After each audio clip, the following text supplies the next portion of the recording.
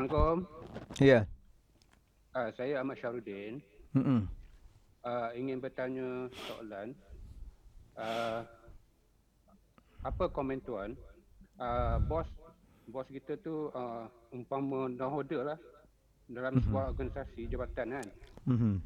Dia mencorakkan kecemerlangan dalam sebuah jabatan. Dia susun plan strategi dan buat rancangan untuk berkongsi bersama staf kan. Mhm. Tapi kadang-kadang ada bos yang ada bos yang cemerlang, ada bos yang tak cemerlang juga. Mhm. Jadi apabila itu berlaku, maka sesuatu organisasi tu dia pun tak boleh cemerlang juga kan, walaupun ada staf yang cemerlang. Sure. Kadang-kadang kita bertukar orang atasan kan, Mhm. so dia lain pula kaedah dia. Itu yang pertama. Yang kedua, branding UM Mhm. UM adalah satu branding yang baik kan. Tapi kadang-kadang apabila sesuatu berlaku, contoh pelajar-pelajar kita kan, ada satu perkara yang berlaku dalam majlis communication yang lepas kan, dalam Mhm. tahun 2019 tu. Jadi dia mengganggu, menjadi satu kegemparan pada pihak masyarakat sebab kita dah ada satu branding yang baik, tapi tiba-tiba berlaku perkara yang macam itulah, yang tidak baik. Jadi dia akan, apa pendapat tuan?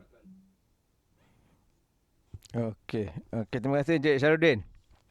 Okay, soal ada dua topik yang nak dibincangkan tadi tu ya, berkenaan dengan bos sebagai nahoda ya. Okey. Okey Cik. Ni lama tak dengar perkataan nahoda ni Encik Din. Ya. Bagaimana nak menjadi supaya bos yang boleh create lah macam Cik Din cakap tadi, bos yang cemerlang, bos yang tak cemerlang, bagaimana nak create satu organisasi yang baik lah. Macam saya cakap tadi lah, isu tadi apa tu, topik perbincangan kita sebelum tu pun berkait dengan ni lah ya, dengan bos. Saya pun macam saya cakap, berkongsi pengalaman. Saya tak kata saya ni bos yang baik pun. Saya pun tak tahulah apa apa staff-staff saya punya pandangan kat saya. Tapi apa yang saya tahu, saya cuba yang terbaik. Pandangan sebagai bos ketua jabatan ni, pada saya, kita setkan apa yang terbaik untuk organisasi kita. Kita terangkan dengan jelas apa yang kita nak ya. Kita tak boleh paksa ya, kita kena buy in dia orang juga ya. Lepas tu katakan kita ada ramai, kalau di UM ni ada beribu-ribu staff, bukan mudah, lagi susah ya. Lagi susah. Jadi kalau macam ketua jabatan, bos lah, kita panggil bos lah. Cik dia panggil bos, kita panggil bos. Bos ni pun ada KPI dia. Bukan semua kata jadi bos ni akan berjaya. Mungkin ada setengah bos berjaya, ada setengah bos tak berjaya. Kita tengok di sektor korporat di mana-mana pun, ada yang ditukar, ada yang dibuang. Macam coach bola juga, ada yang di tengah jalan dibuang. Jadi itu perkara biasa. Jadi sebagai ketua jabatan ya, sebagai bos ni, tugas pertama bos yang saya cakap tadi, bila jadi bos ni, management, kita punya tugas ni more to management ya. Kalau bos bahagian engineering, dia easily 5-60% tugas dia bukannya nak pergi buat pergi check site, tak ada. Dia cuma kena pastikan bagaimana site tu di manage, costing dia more to management. Jadi kadang-kadang bukan senang lah. Maksudnya dia nak jadi bos tu, kita memerlukan banyak pengalaman dari segi pengurusan ya, pada segi pengurusan. Macam mana nak menguruskan kaki tangan, nak menguruskan jabatan. Benda ni tak senang. Jadi siapa yang dah jadi bos faham. Siapa yang belum jadi bos tu, yang dalam tengah-tengah nak jadi bos, pada apa yang saya boleh sharing knowledge, kena rajin. Kadang-kadang bagaimana nak dapat ilmu ni, kena rajin lah. Kita kena rajin bersembang dengan rakan-rakan kita di satu organisasi ataupun di organisasi lain. Dia dah jadi kawan kita ni, dah jadi bos 4-5 tahun yang lepas ya. Jadi sembang dengan dia, tanya pendapat, macam mana kau manage, macam mana you manage your staff. Kalau staff you macam ni, macam ni. Takkan ada satu bos pun dalam dunia ni yang tak ada masalah. Itu semua bohong.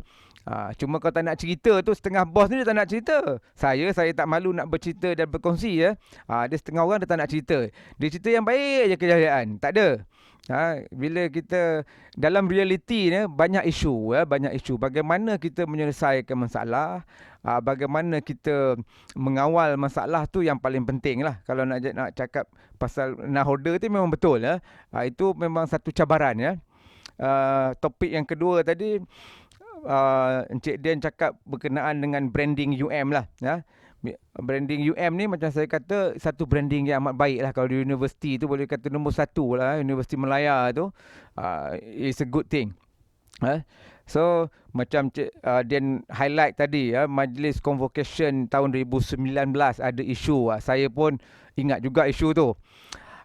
Itu saya rasa tu berbalik lah pada tadi saya lupa doktor apa tadi yang sebut tadi berkenaan dengan generasi baru, ya. Dia menggunakan majlis konvo UM tu untuk membuat satu, boleh kita katakan demonstrasi sikit lah, satu demonstrasi. Itu memang di luar kawalan. Tapi saya rasa pihak UM dapat mengawal baik lah, pada tahun tu. Isu pun tak lama, jadi isu pun telah dikendalikan dengan baik, ya. Pada saya branding tu terkawal. Jadi macam kadang-kadang generasi baru ni buat tak berfikir, ya, sekarang ni.